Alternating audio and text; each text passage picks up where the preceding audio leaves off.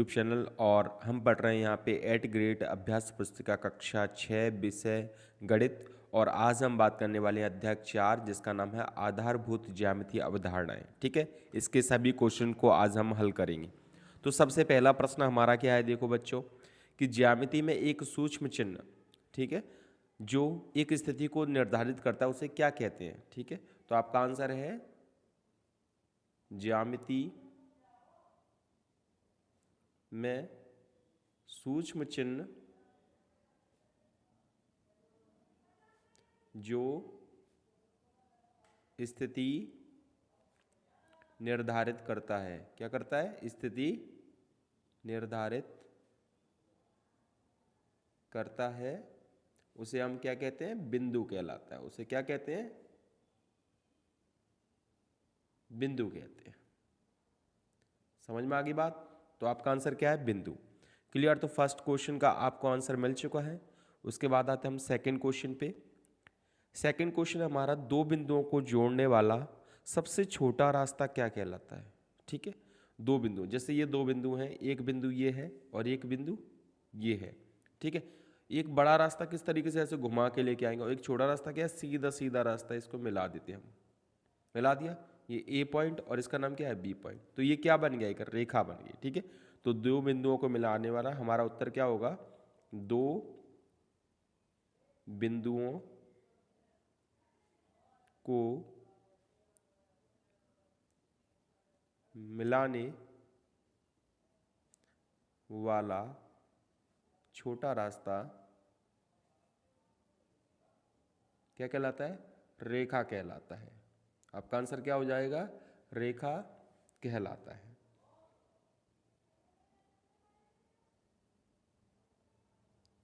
आया समझ में बच्चों आपको? सेकंड क्वेश्चन हो गया। और बच्चों अगर आपने फर्स्ट सेकंड थर्ड को चैप्टर के वीडियो नहीं देखे तो उनको अगर आप देखना चाहो तो आप उनको देख सकते हो। और अगर आप सेवन्थ सिक्स क्लास की यहाँ पे तैयारी करना चाहते हो तो इस चैनल को जरूर सब्सक्राइब कर लीजिए। ठीक है बच्चों, अब आते हैं हम अगले क्वेश्चन पे। अगला क्वेश्चन देखो, हमारा थर्ड क्वेश्चन क्या है? हमारा थर्ड क्वेश्चन है कि यदि एक रेखा ए बी को दोनों तरफ बिना किसी अंत के बढ़ाया जाए, यानी कि एक रेखा है और दोनों को क्या करें? बिना किसी अंत के क्या बढ़ाया जाए, तो तो जो प्राप्त आकृति होती है उसे क्या कहा जाता है?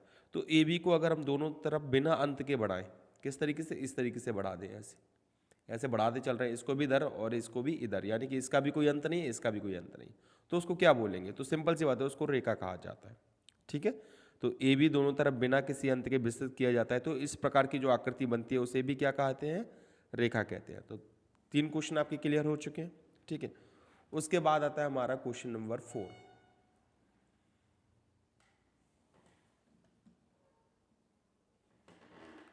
देखो बच्चों, क्वेश्चन नंबर 4 क्या है? यदि दो रेखाओं में एक ओवेनिस्ट बिंदु हो, दो रेखाएं, उनमें क्या होना चाहिए? एक कॉमन पॉइंट होना चाहिए, तो रेखाएं क्या कहलाती हैं? तो ध्यान रखना, तो अगर कोई भी दो रेखाएं उनमें एक क्या है? ओवेनिस्ट बिंदु है, तो वो प्रतिच्छेदी रेखाएं कहलाती हैं, क्योंकि एक उनका क्या हो गया? कॉमन पॉइंट हो गया। तो हम बोलेंगे दो रेखाएं जिनका उभयनिष्ठ बिंदु हो, कौन सी रेखाएं कहलाती हैं? प्रतिच्छेदी रेखाएं कहलाती हैं। प्रतिच्छेदी, ठीक है, प्रतिच्छेदी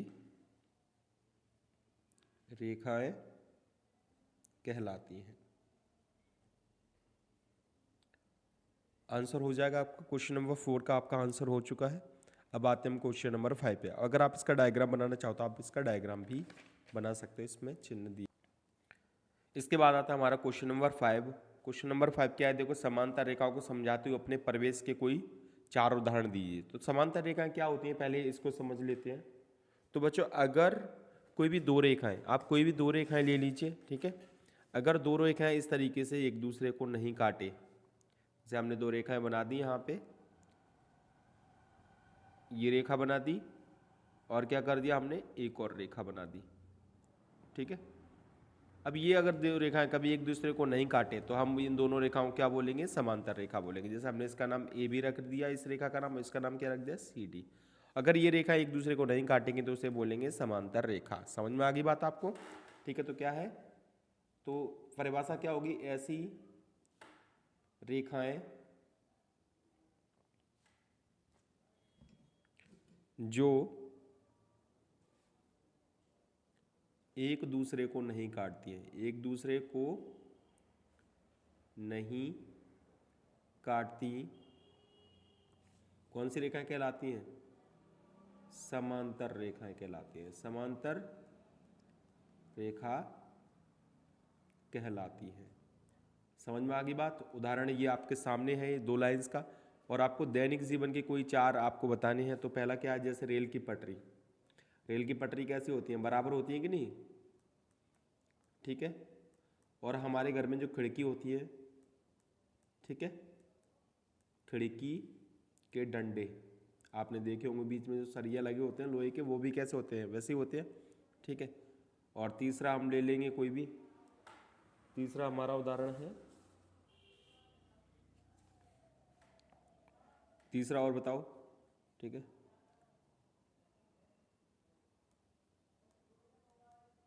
सड़क के बीच डिवाइडर, ठीक है, डिवाइडर। तो ये आपके 4 और एक और उदाहरण आप दे देना कोई भी। ठीक है, उसके बाद हमारा अगला क्वेश्चन है यहाँ पे, अगला प्रश्न देखिए कि किरण किसे कहते हैं, आपको ये बताना है। ठीक है, तो किरण की परिभाषा क्या होती है ये समझ लेते हैं। देखो क्वेश्चन नंबर 4 हमारा है आपका, क्वेश्चन नंबर 6, किरण किसे कहते हैं, ये प्रश्न है, किरण, किरण किसे कहते हैं। तो क्वेश्चन नंबर 6 है हमारा, किरण किसे कहते हैं। तो देखो आपको ये आकृति दी गई है, तो उससे हम समझेंगे। तो किसी किरण रेखा का एक भाग होता है जो एक बिंदु से तो प्रारंभ होता है और आगे बढ़ते जाता है। देखो यहाँ से लाइन क्या होगी, शुरू हो रही है और यहाँ पे खत्म नहीं हो रही है, शुरुआत यहाँ से हो रही है, खत्म नहीं हो रही है, शुरू यहाँ से हो रही है, खत्म नहीं हो रही है। इसका मतलब इसकी शुरुआत तो होती है लेकिन उसका एंड हमको पता ही नहीं होता कि कहाँ पे हो रहा है। ठीक है ना, तो यही है, समझ में आ गया आपको। तो ये किरण है OA, इसका नाम क्या है किरण का, OA, ऐसा एक एरो बना देंगे, और एक दूसरा कौन सा है, O से लेके B तक यानी कि OB। ठीक है, और तीसरी किरण एक और कौन सी है, OC। ठीक है, तो ये आपकी तीनों किरण हो गई। तो ये इसके एग्जाम्पल, ये आपका आ का आंसर, और ये किसका है, बा का है। अब आते हैं हम लोग क्वेश्चन नंबर 7 पे। देखिए हमारा क्वेश्चन नंबर 7 है कि निम्नलिखित खुली या बंद आकृतियों की आपको पहचान करनी है जो तालिका में दी हुई है। ठीक है, और आपको उसको तालिका में भरना भी है। तो देखो जैसे यहाँ पे उदाहरण भी दिया है, बंद आकृति है, सेकंड कौन सी है, बंद आकृति है। और कौन सी है बंद आकृति, आपको देखो ये त्रिभुज कैसी है, बंद, यानी पूरी तरीके से जो पैक्ड आकृति होती है, जहाँ से शुरू हो वहीं पे क्या हो जाए, खत्म हो जाए, उसे क्यों बोलते हैं, बंद आकृति। तो ये IB भी आपका क्या है, बंद आकृति है, और एक VI भी आपका क्या है, बंद आकृति है। ठीक है, तो खुली आकृति कौन कौन सी होगी, फर्स्ट हो गई, और कौन सी होगी, थर्ड हो गई, और कौन सी होगी, फिफ्थ हो गई। ठीक है, तो ये आपका क्या हो जाएगा, आंसर हो जाएगा। अब आते हैं क्वेश्चन नंबर 8 पे।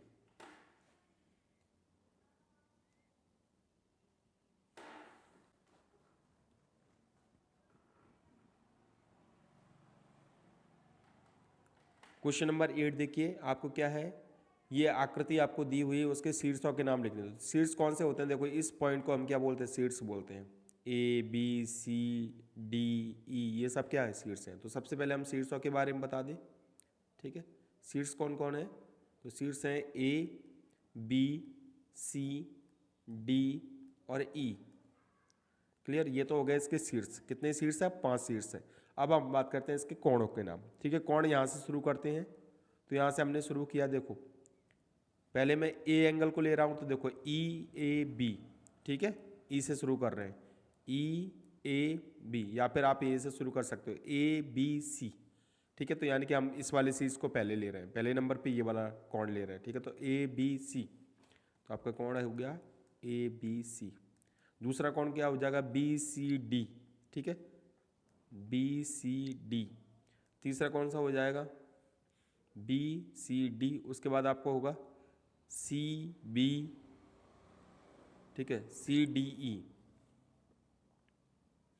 देखो ABC। ठीक है, उसके बाद कौन सा हो गया, BCD। उसके बाद कौन सा हो जाएगा, CDE, ये हो गया आपका CDE, ठीक है। और उसके बाद कौन सा हो जाएगा, DE से आप शुरू करो। एंगल कौन सा है, देखो EAB, EAB, ठीक है। और एक और इसमें एंगल हो जाएगा कौन सा, DEA, ठीक है, जो कि हमने नहीं ले पाया था, तो एंगल DEA, ये सब एंगल हो। तो 5 कोण होंगे, 5 शीर्ष होंगे, ठीक है। जितने शीर्ष होते हैं उतने क्या हो जाते हैं, कोण हो जाते हैं।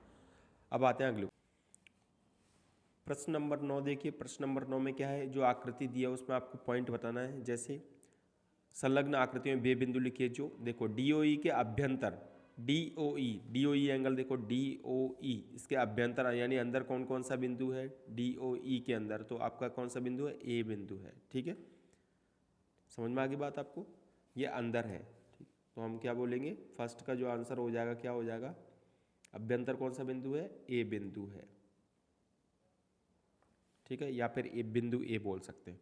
उसके बाद सेकंड कौन सा है, EOF के बहिर्गत स्थित, EOF इसके बहिर्गत यानी बाहरी कौन सा है, C है, ठीक है, C पॉइंट है, तो हम क्या लिख देंगे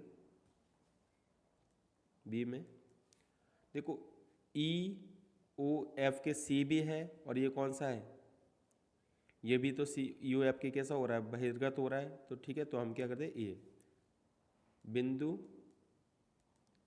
A भी है, और कौन सा है, और C भी है, ठीक है। उसके बाद आपका आता है C पॉइंट। C का क्या है, EOF पर कौन सा बिंदु है, ठीक है, EOF पर कौन सा बिंदु है, तो कौन सा बिंदु है, रास्ते में B मिल रहा है, ठीक है। EOF पर कौन सा बिंदु स्थित है, जस्ट उसी लाइन पर B, तो आपका है बिंदु B। तो ये हो गया आपका आंसर, ठीक है। अब आते हैं हम लोग लास्ट क्वेश्चन पे, क्वेश्चन नंबर 10।